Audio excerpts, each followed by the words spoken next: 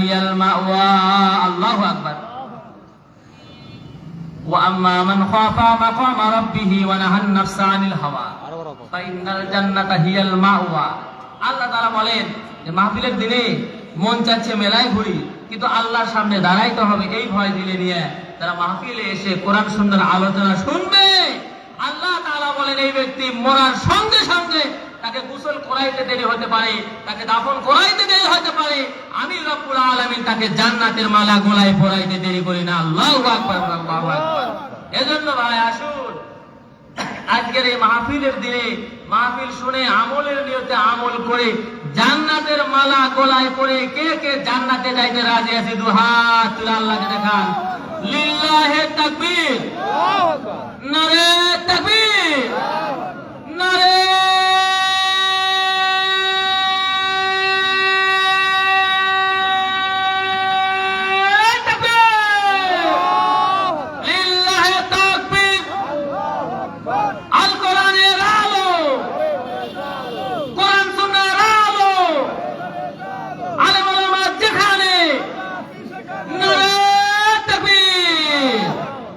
হাত নামান।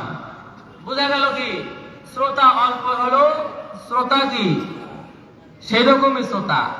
আল্লাহ রাব্বুল আলামিন দেখে মনে হচ্ছে এক একটা শ্রোতাকে জান্নাত থেকে পাঠায় দিয়েছে। আল্লাহু আকবার বলেন। এই জন্য তারা এখনো বাইরে ঘোরাফেরা করতেছেন, তাদেরকে আমি দৃষ্টি আকর্ষণ করছি, যদি জান্নাতের মালা গলায় পরে জান্নাতে যাইতে চান অবশ্যই অবশ্যই কোরআনের মাহফিলে এসে বসে যান। এবার আসুন মূল আলোচনায়।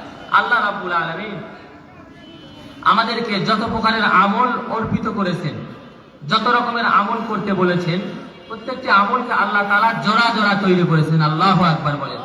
যুগলবন্দি করে তৈরি করেছেন। আল্লাহু আকবার বলেন। যেমন নামাজের সাথে রোজার একটা সম্পর্ক, নামাজের সঙ্গে রোজাকে আল্লাহ তাআলা যুগলবন্দি করে দিয়েছেন। আল্লাহু আকবার। আল্লাহ রাব্বুল আলামিন হজের সঙ্গে যাকাতকে যুগলবন্দি করে দিয়েছেন। আল্লাহু আকবার। ঠিক তেমনি ভাবে যেমন নামাজের সঙ্গে রোজাকে যুগলবন্দি করেছেন, হজের সঙ্গে যাকাতকে যুগলবন্দি করেছেন, ঠিক তেমনি ভাবে আল্লাহ তাআলার ইবাদতের সঙ্গে পিতামাতাকে যুক্ত করে দিয়েছেন। আল্লাহু আকবার। আল্লাহ তাআলার ইবাদতের সঙ্গে পিতামাতার খেদমতকে আল্লাহ তাআলা কি করে দিয়েছেন? যুগলবন্দি করে দিয়েছেন, জোড়া জোড়া করে দিয়েছেন। তাহলে পিতামাতার হক বেশি না কম? অবশ্যই বেশি। আল্লাহ তাআলা বলেন ওয়া ক্বাদা রাব্বুকা আল্লা তা'বুদু ইল্লা ইয়্যাহু ওয়া বিল ওয়ালিদাইনি ইহসানা ইম্মা ইয়াবলুগান্না ইনদাকাল কিবারা আহাদুহুমা আও কিলাহুমা ফালা তাকুল লাহুমা উফফিন ওয়া লা তানহারহুমা ওয়া কুল লাহুমা কাওলান কারীমা ওয়াখফিদ লাহুমা জানাহাদ যুল্লি মিনার রাহমাতি ওয়া কুর রাব্বিরহামহুমা কামা রাব্বায়ানি সগীরা। আল্লাহু আকবার বলেন। আল্লাহ তাআলা বলেন দুনিয়ার জমিনে আমি যত প্রকারের ইবাদত আর আমল তোমাদেরকে করতে বলেছি প্রত্যেকটি আমলকে আমি জোড়া জোড়া যুগলবন্দি করে তৈরি করেছি। আল্লাহু আকবার বলেন। আল্লাহু আকবার। যেমন আল্লাহ তাআলা বলেন আমি নামাজের সঙ্গে রোজাকে যুগলবন্দি করে দিয়েছি, হজের সঙ্গে যাকাতকে আমি রব্বুল আলামিন যুগলবন্দি করে দিয়েছি, ঠিক তেমনি ভাবে আমি রব্বুল আলামিনের ইবাদতের সঙ্গে সঙ্গে আমি পিতামাতার খেদমতকেও যুগলবন্দি করে দিয়েছি। আল্লাহু আকবার, আল্লাহু আকবার।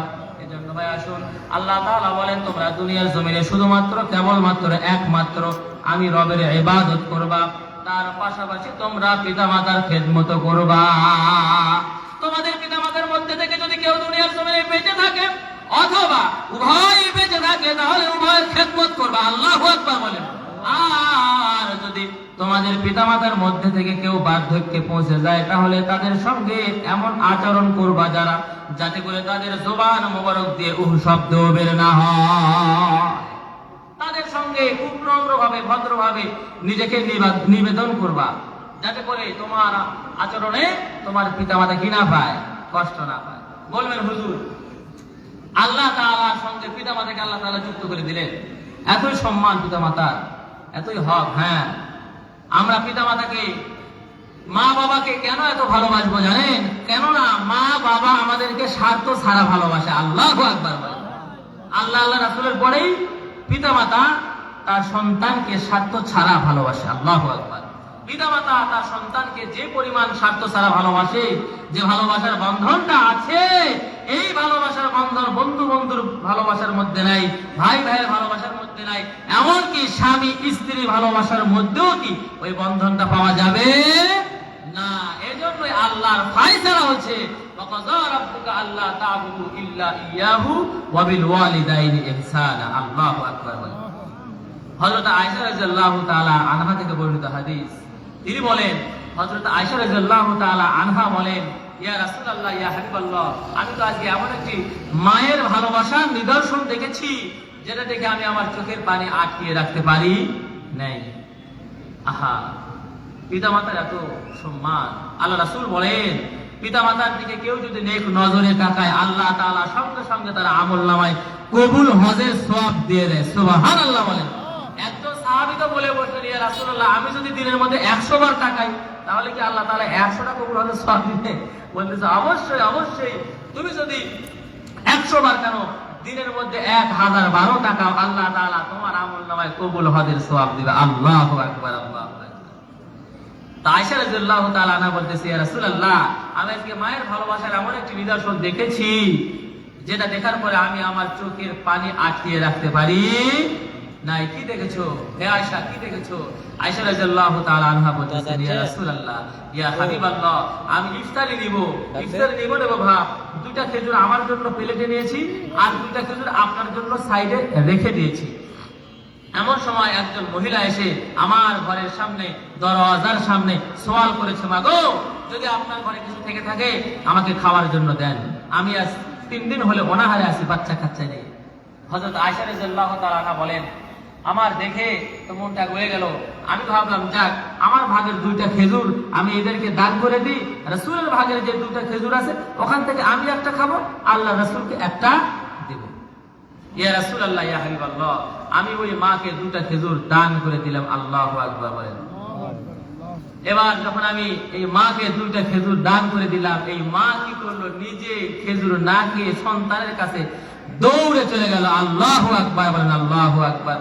হযরত আয়েশা রাদিয়াল্লাহু তাআলা আনহা বলেন, ইয়া রাসূলুল্লাহ, ইয়া হাবিবাল্লাহ, ওগো সরকার, আমি যেই মাত্র ওই মায়ের হাতে 2টা খেজুর উঠায় দিলাম, তুলে দিলাম, দান করে দিলাম, ওই মা 2টা খেজুর না খেয়ে সঙ্গে সঙ্গে সন্তানের দিকে দৌড় মারছে, সন্তানের কাছে চলে গেছে। যাওয়ার পরে সন্তানদের মুখে তার খেজুর খানা উঠায় দিয়েছে। আল্লাহু আকবার বলেন।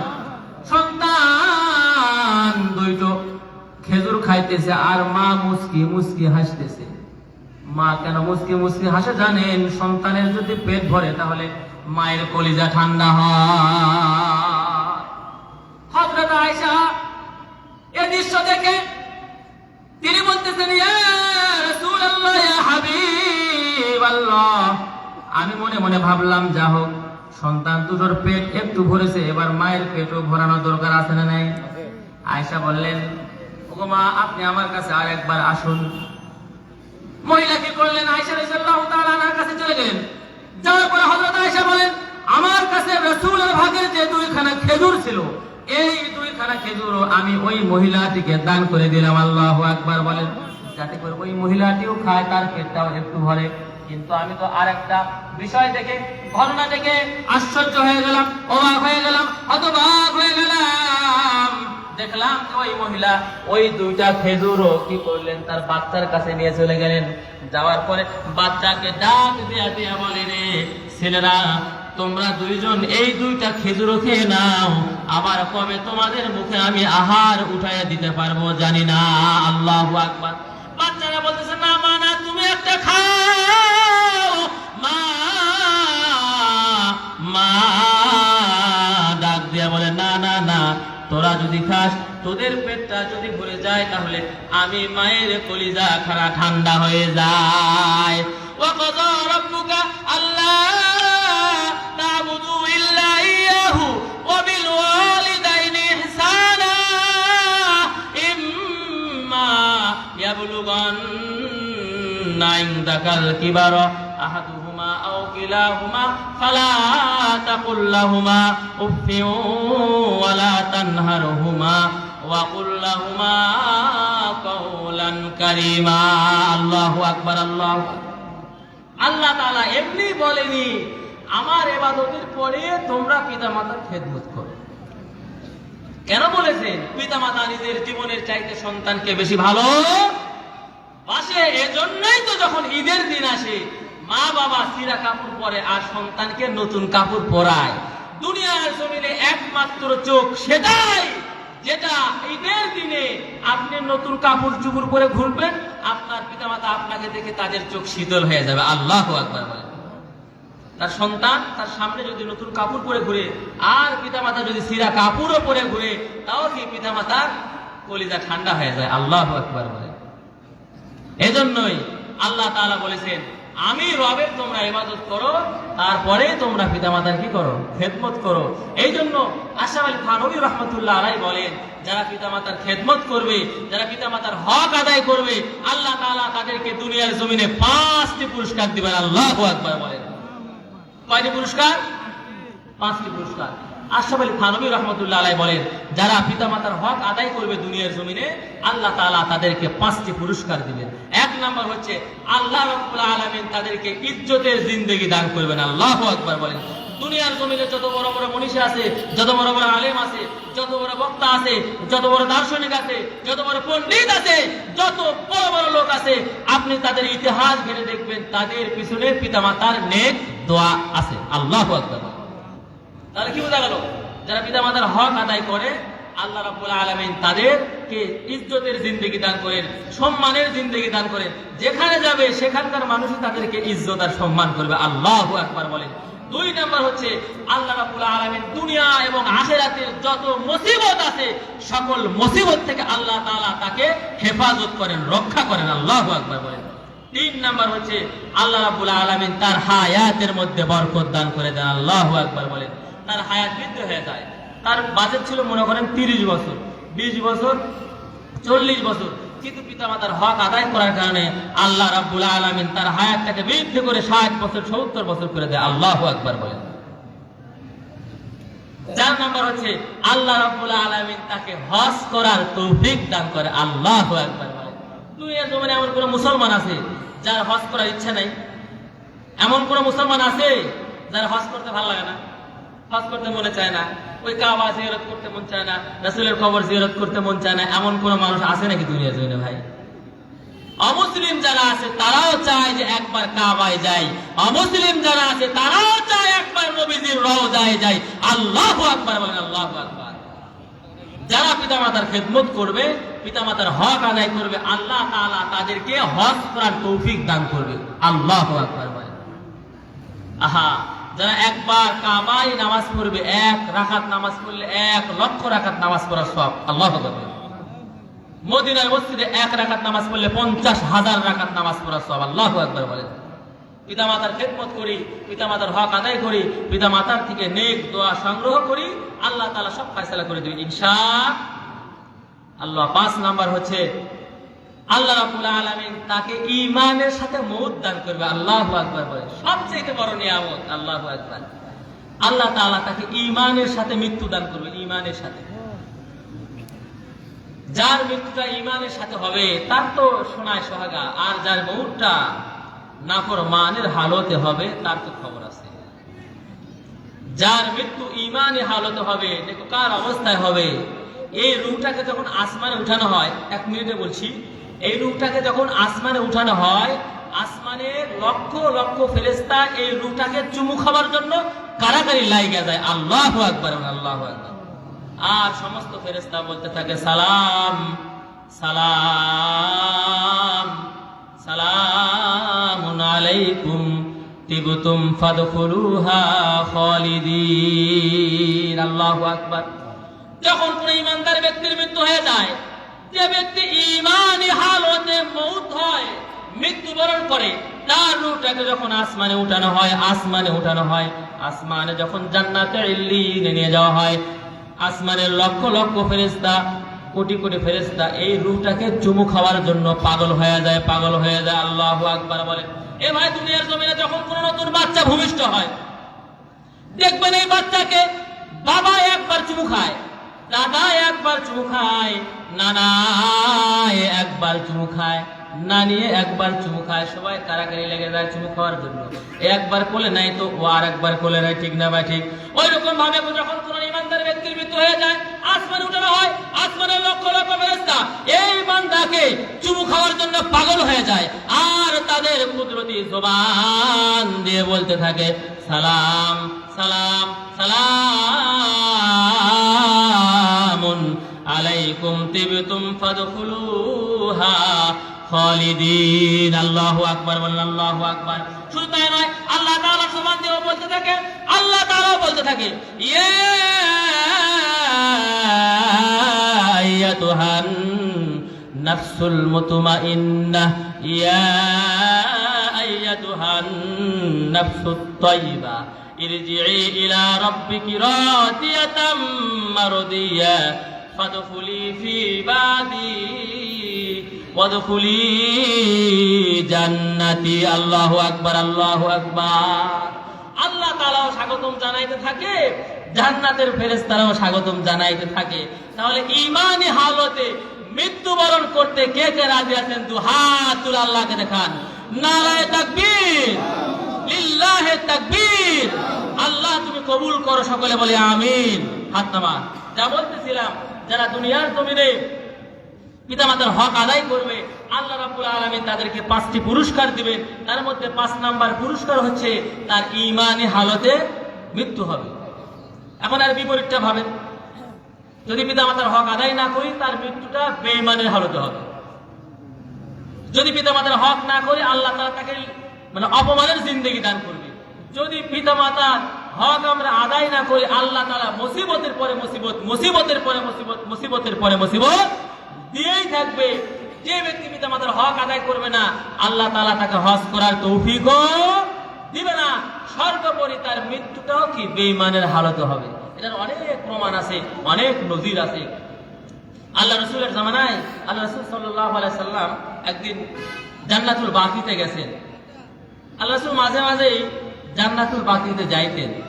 জান্নাতুল বাকিতে যাওয়ার পরে কবরের পাশ দিয়ে আল্লাহ রাসূল ঘুরতেছেন। তো আল্লাহ রাসূল দেখে মোটামুটি সমস্ত কবরের হালত ভালো, সবাই আরামে আছে, জান্নাতে আছে। তো ঘুরতে ঘুরতে ওই কোনায় গেছে, যাওয়ার পরে দেখে যে একটি কবরে ভীষণ আযাব হচ্ছে, নাউযুবিল্লাহ বলে, ভীষণ আযাব হচ্ছে। তো আল্লাহ রাসূল কবরের পাশে দাঁড়াইয়া আল্লাহ রাসূল সাল্লাল্লাহু আলাইহি সাল্লাম দোয়া করতেছে, ইয়া রাব্বুল আলামিন, আপনি এই মানুষকে মাফ করে দেন, এই বান্দার কবরখানা জান্নাতের বাগান বানায় দেন। এভাবে আল্লাহ রাসূল স্বয়ং নিজে দোয়া করতেছেন, কিন্তু আল্লাহ তাআলা দোয়া কবুল করতেছেন না। আল্লাহ রাসূল কি কর্তব্যে বিমূঢ় হয়ে পড়লেন, হায় হায়, আমি নিজে নবী দোয়া করি, তাও আল্লাহ কবর আযাব মাফ করে না, সে কি এত বড় গুনাহ করেছে। এবার আল্লাহ রাসূল দোয়া করতে করতে বসে পড়লেন। এক পর্যায়ে আল্লাহ রাসূল দোয়া করতে করতে শুয়ে পড়লেন। আল্লাহু আকবার বলেন। কবরের উপরে শুয়ে পড়েছে, তারপরেও আল্লাহ তাআলা ওই কবরের আযাব মাফ করে না। এবার আল্লাহ রাসূল আরো চিন্তা করে গেলেন, ঘোষণা দিয়ে দিলেন, হে সাহাবারা, মদিনার বাজারে ঘোষণা করে দাও, এলান করে দাও, ডান্ডারা পিটা দাও, জান্নাতুল বাকিতে যাদের কবর আছে প্রত্যেকটি কবরের পাশে একজন করে গার্জিয়ান এসে যেন দাঁড়িয়ে যায়। আল্লাহ রাসূলের কথা মতো মদিনার বাজারে ডান্ডারা পিটানো হলো, ঘোষণা করা হলো, এলান করা হলো। এলান করার সঙ্গে সঙ্গে জান্নাতুল বাকিতে এসে যে সমস্ত কবর আছে কবরের পাশে একজন করে গার্জিয়ান দাঁড়ায় গেছে। কিন্তু ওই কবরের পাশে কেউ নেই। সবাই একটু জিকির করি, লা ইলাহা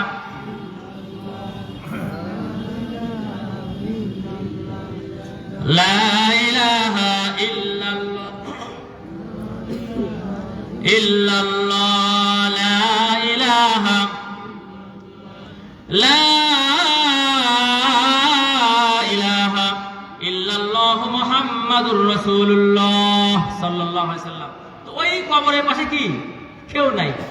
আল্লাহ রাসূল আরো চিন্তা করে গেলেন, হায় হায় সর্বনাশ, সমস্ত কবরের পাশে একজন করে দাঁড়ায় গেছে, এই কবরের পাশে কেউ নাই, কি হবে এখন? এবার আল্লাহ রাসূল চিন্তা করতেছেন আর সাহাবীদের সঙ্গে বলা বলি করতেছেন।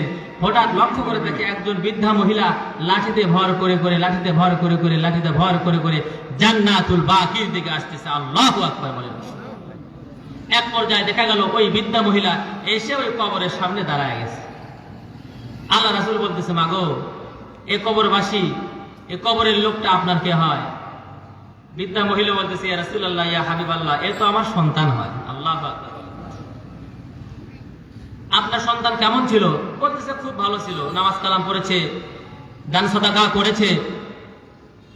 আপনার সন্তান যদি এতই ভালো হবে, তাহলে তার কবরে আযাব হয় কেন? তার কবরে তো ভীষণ আযাব হচ্ছে। এ কথা বলার সঙ্গে সঙ্গে এই মা মুচকি হেসে দিয়ে বলতেছে, আল্লাহু আকবার। আল্লাহ রাসূল যখন দেখলেন যে মা মুচকি হেসে দিয়েছে, রাসূলের চোখ দিয়ে পানি পড়তেছে।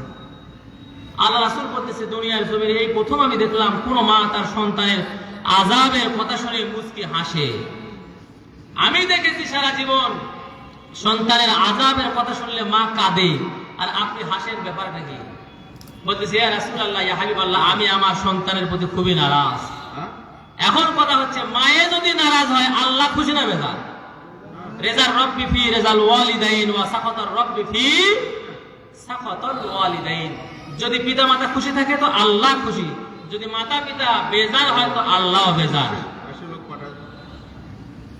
তো মা বলতেছে, ইয়া রাসূলুল্লাহ, ইয়া হাবিবাল্লাহ, আমি তো আমার সন্তানের প্রতি অনেক বেজার। সে আমাকে দুনিয়ার জমিনে অনেক কষ্ট দিয়েছে, তার কবরে আযাবের কথা শুনে আমার ভালোই লাগতেছে। আল্লাহ রাসূল বললেন, কি এমন কষ্ট আপনাকে দিয়েছে? কি এমন কষ্ট আপনাকে দিয়েছে যে আপনার সন্তানের আযাবের কথা শুনে আপনার ভালো লাগছে? আপনি আপনার সন্তানকে মাফ করে দেন, আপনি আপনার সন্তানকে মাফ করে দেন, নইলে আল্লাহ তাআলাও মাফ করবে না। মায়ে বলতেছে, না, আমি আপনার সব কথা মানতে রাজি আছি, কিন্তু আমি আমার সন্তানকে মাফ করতে রাজি নাই। আল্লাহ রাসূল বললেন, কি এমন কষ্ট দিয়েছে আপনাকে, আমি একটু শুনবার চাই। মা বলতেছে, ইয়া রাসূলুল্লাহ, ইয়া হাবিবাল্লাহ, আমার সন্তান যখন আমার গর্ভে ছিল, আমার সন্তান যখন আমার গর্ভে ছিল, তখন তার বাবা এই দুনিয়া ছেড়ে চিরবিদায় নিয়ে চলে যায়। আমি আমার সন্তানকে নিয়ে অন্যের বাড়িতে বাড়িতে কাজ করে করে আমি আমার জীবনটাকে পরিচালনা করেছি। আমার এই সন্তানের বাবা যখন দুনিয়া থেকে চিরবিদায় নিয়ে চলে গেল, আমার সন্তান আমার গর্ভে, ইয়া রাসূলুল্লাহ, ইয়া হাবিবাল্লাহ, আমি পুরাপুরি গর্ভবতী একজন মহিলা, নিজেই লড়তে চড়তে পারি না, খাইতে পারি না, পড়তে পারি না। এই দেহ নিয়ে, এই শরীর নিয়ে আমি অন্যের বাড়িতে কাজ করে করে আমি আমার সংসারটাকে পরিচালনা করি। এভাবে যখন আমার সন্তানটা প্রসব হলো, ইয়া রাসূলুল্লাহ, ইয়া হাবিবাল্লাহ,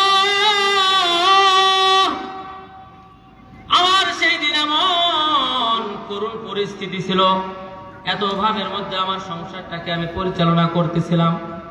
আমার সন্তানটা যেদিন দুনিয়ার জমিনে ভূমিষ্ঠ হলো, যেদিন দুনিয়ার জমিনে ভূমিষ্ঠ হলো, আমার সন্তানের মুখে তুলে দেওয়ার মতো এক দানা খেজুর আমার বাড়িতে ছিল না, এক ফোঁটা মধু আমার বাড়িতে ছিল না, যে আমি আমার সন্তানের মুখে তুলে দিব। ইয়া রাসূলুল্লাহ, ইয়া হাবিবাল্লাহ, আমি কি করলাম, সেই জন্য অন্যের বাড়ি থেকে এক দানা খেজুর চেয়ে এনে আমার সন্তানের মুখে আমি উঠিয়ে দিয়েছি। তাই নয়, আমার সন্তান যখন দুনিয়ার জমিনে ভূমিষ্ঠ হলো, আমার সন্তান একটু একটু করে বড় হতে থাকলো। আমার সন্তান একটু একটু করে বড় হয়, আমি অন্যের বাড়িতে কাজ করে করে আমার সংসার চালাই, নিজে না খেয়ে আমি আমার সন্তানকে খাওয়াইছি। ইয়া রাসূলুল্লাহ, ইয়া হাবিবাল্লাহ, শীতের দিনে আমার গায়ে দেওয়ার মতো কোনো চাদর ছিল না, কোনো খেতা ছিল না, কোনো কম্বল ছিল না, একটা মাত্র সিরা খেতা আমার বাড়ি ছিল। এই সিরা খেতাখানা আমার সন্তানের গায়ে আমি জড়ায় দিতাম, আর আমি খালি গায়ে ঠান্ডা মেঝের মধ্যে শুয়ে থাকতাম। এভাবে কষ্ট করে করে আমি আমার সন্তানকে লালন পালন করে অনেক বড় করেছি। এবার আমার সন্তানটা যখন অনেক বড় হয়ে গেছে, মোটামুটি বিবাহের যোগ্য হয়ে গেছে, আমি কি করলাম, আমার সন্তানটাকে আমি বিবাহ দিয়ে দিলাম। সুন্দর একটি ফুটফুটে কন্যা, সুন্দর একটি ফুটফুটে আমার ছেলের বউকে আমি বাড়িতে আনলাম। যেই মাত্র আমার ছেলেকে বিবাহ দিয়ে দিলাম, সেদিন থেকে শুরু হলো আমার বাড়ির জ্বালা আর যন্ত্রণা। হয় কি হয় না, আমাদের সংসারে হয় কি হয় না, দেশেও হয় কি হয় না, যখন ছেলেকে বিয়ে দিই তখন থেকে শুরু হয়ে যায় ঝামেলা আর গেঞ্জাম। ওদিকে যাবো না। এবার এই মহিলা আল্লাহ রাসূলকে বলতেছে, ইয়া রাসূলুল্লাহ, ইয়া হাবিবাল্লাহ, আমার ছেলেকে যেদিন আমি বিবাহ দিয়ে দিলাম, তারপর থেকে শুরু হয়ে গেছে, আমার ছেলে আমাকে আর ভালোবাসে না, দেখতেও পারে না, আমার সঙ্গে কোথাও বলে না। রাত্রি 10টা-11টা পর্যন্ত আমি ভাতের প্লেট নিয়ে বসে থাকি গো নবী, কিন্তু আমার ছেলে আমার দিকে একটাবার চাইয়াও দেখে না, সরাসরি বইয়ের ঘরের ভিতরে ঢুকে যায়, তাও কোনো ব্যাপার নয়। কিন্তু একদিন আমার ছেলে বাজার থেকে যখন বাড়িতে আসছে, আমার ছেলের বউ আমার ছেলের কানে কানে কি যেন বলে দিল, ইয়া রাসূলুল্লাহ, ইয়া হাবিবাল্লাহ, আমার ছেলে একটা লাঠি হাতে নিল। লাঠি হাতে নেওয়ার পরে আমার ঘরের সামনে আসিয়া আমাকে একটা দড়ি দিয়া একটি খুঁটির সঙ্গে বাঁধিয়া আমার ছেলে আমাকে এমন জোরে জোরে প্রহার করা শুরু করলো, এমন জোরে জোরে প্রহার করা শুরু করলো। আমার ছেলে আমাকে লাঠি দিয়ে মারতেছে, আর আমি চিৎকার মেরে মেরে আমার ছেলেকে বলতেছি, ওগো বাবা, তুই আমাকে মারিস না, তুই আমাকে মারিস না, আমি বৃদ্ধা মহিলা সইতে পারি না। ইয়া রাসূলুল্লাহ, ইয়া হাবিবাল্লাহ, আমার ছেলে যখন আমাকে আঘাত করে প্রহার করে মারে, লাঠির যন্ত্রণা, লাঠির আঘাত আমি সইতে না পারিয়া আমি রব্বুল আলামিনকে ডাক লাগাইয়া দিয়ে বলি, ওগো মালিক, আমাকে ধৈর্য ধারণ করার মতো শক্তি তুমি আমাকে দাও। তারপরেও আমার ছেলে আমাকে যখন লাঠি দিয়ে আঘাত করে, আমি এক পর্যায়ে বেহুশ হয়ে দুনিয়ার জমিনে পড়ে গেছি। এবার যখন আমি বেহুশ হয়ে পড়ে গেছি, একটু পর যখন আমার জ্ঞান ফিরে আসছে, আমার ছেলে কি করলো, আমাকে আবার উঠাইয়া ওই খুঁটির সঙ্গে বাঁধিয়া আবার মারা শুরু করলো, প্রহার করা শুরু করলো। এবার আমি আমার ছেলে মারের আঘাত সইতে না পেরে আল্লাহ তাআলার কাছে বদদোয়া করে দিলাম, বদদোয়া করে দিলাম। আল্লাহকে ডাক দিয়ে বললাম, ওগো আসমানের মালিক, ওগো জমিনের মালিক, আমার সন্তান আমাকে লাঠি দিয়ে আঘাত করে, মারে, প্রহার করে, আমি সইতে পারি না, আমি বারবার নিষেধ করি, তাও শুনে না। ওগো আল্লাহ, আমার ছেলে এই যে আমাকে কষ্ট দিতেছে, এর বিচার তুমি দুনিয়ার জমিনে করিও। আমি নিজে চোখে আমার সন্তানের বিচার দেখে আমি কবরে যাইতে চাই। ইয়া রাসূলুল্লাহ, ইয়া হাবিবাল্লাহ, এই জন্য তো যখন আপনি বললেন, ওগো মা, আপনার সন্তানের কবরে আযাব হয়, গো মা, আমার সন্তানের কবরের আযাব হয়, কথা শুনে আমি মুস্কি হেসে আল্লাহু আকবার বলে চিৎকার দিয়েছি। আল্লাহ রাসূল ডাক দিয়ে বললেন, ওগো মা, সবই বুঝলাম, এখন যদি আপনি আপনার ছেলেকে মাফ না করে দেন, আল্লাহ রাব্বুল আলামিন আপনার ছেলেকে মাফ করবে না। আপনি যদি আপনার সন্তানকে মাফ না করেন, আল্লাহও মাফ করবে না, তার কবরের আযাবও বন্ধ হবে না। মা বলতেছে, ইয়া রাসূলুল্লাহ, আপনি যা বলে সব শুনবো, কিন্তু এ কথা শুনতে পারবো না, আমি আমার সন্তানকে মাফ করবো না। এবার যখন সে, আমরা খুঁ ধরে বসি না, খুঁ ধরে বসে থাকে, ওরকম বসে আছে, আমি মাফ করবো না। এবার আল্লাহ রাসূল আল্লাহ তাআলার কাছে দুহাত তুলে দোয়া করলেন, ইয়া রাব্বুল আলামিন, এই মাকে নিজের চোখে তার সন্তানের কবরের আযাব দেখার মতো একটু সুযোগ করে দেন। আল্লাহ রাসূল দোয়া করেছে, আল্লাহ তাআলা দোয়া কবুল করেছে। এবার আল্লাহ রাসূল তার মাকে বলতেছে, এই বৃদ্ধা মহিলাকে বলতেছে, ওগো মা, আপনি একটু মেহেরবানি করে আপনার সন্তানের কবরের দিকে নজর করেন। আল্লাহু আকবার। এবার মা কি করলো, তার সন্তানের কবরের দিকে নজর দিয়ে দিল। এবার মা সন্তানের কবরের দিকে নজর দিয়ে দিয়েছে। সন্তানের কবরের দিকে নজর দেওয়ার সঙ্গে সঙ্গে মা বেহুশ হয়ে জমিনের মধ্যে পড়ে গেছে। আল্লাহু আকবার, আল্লাহু আকবার। এবার যখন বেহুশ হয়ে গেছে, আল্লাহর রাসূল এই মহিলার মুখে একটু পানির ছিটা দিয়ে দিয়েছেন। দ্বিতীয় বক্তার আগমন, দ্বিতীয় বক্তার আগমন খেজুরতলাবাসীর পক্ষ থেকে নারে তাকবীর। তো এবার মা, আল্লাহ রাসূল মায়ের মুখে একটু পানির ছিটা দিয়ে দিলেন। তো মা জমিন থেকে দাঁড়ায় গেছে, দাঁড়ায় যাওয়ার সঙ্গে সঙ্গে বলতেছেন, ইয়া রাসূলুল্লাহ, ইয়া হাবিবাল্লাহ, আমি আমার সন্তানকে মাফ করে দিলাম। আল্লাহু আকবার বলেন। আল্লাহ রাসূল বললেন, কি হলো? কবরের দিকে তাকালেন, জমিনে বেহুশ হয়ে পড়ে গেলেন। কবর থেকে উঠে বলতেছেন, আমি আমার সন্তানকে মাফ করে দিলাম। কি হলো? এবার এই মহিলা বলতেছে, ইয়া রাসূলুল্লাহ, ইয়া হাবিবাল্লাহ, আমি যখন কবরের দিকে দেখলাম, তো দেখলাম আমার সন্তানের শরীর থেকে তার চামড়াগুলি টেনে টেনে খোসায় নেওয়া হচ্ছে, এবং জাহান্নাম থেকে একটা প্রজ্বলিত যে রড, লোহা, এটাকে হাজার হাজার বছর ধরে জ্বালানো হয়েছে, এমন একটা উত্তপ্ত রড দিয়ে আমার সন্তানকে প্রহার করা হচ্ছে। আর আমার সন্তান মা মা মা মা বলে চিৎকার করছে। আমার সন্তানের আযাব আমি কেমনে সইতে পারি গো নবী? আপনি সাক্ষী থাকুন, আল্লাহর কসম করে বলছি, আমি আমার সন্তানকে মাফ করে দিলাম। আল্লাহু আকবার বলেন। এবার আল্লাহ রাসূল বললেন, এবার আপনি আরেকবার আপনার সন্তানের কবরের দিকে তাকান। এবার মা তার সন্তানের কবরের দিকে তাকাইলেন, দেখলেন আল্লাহ তাআলা তার সন্তানকে মাফ করে দিয়েছে, তার সন্তান জান্নাতের ভিতরে উড়িয়া উড়িয়া বেড়াইতেছে। আল্লাহু আকবার, আল্লাহু আকবার। এটা হচ্ছে মায়ের ভালোবাসার শেষ অবস্থা।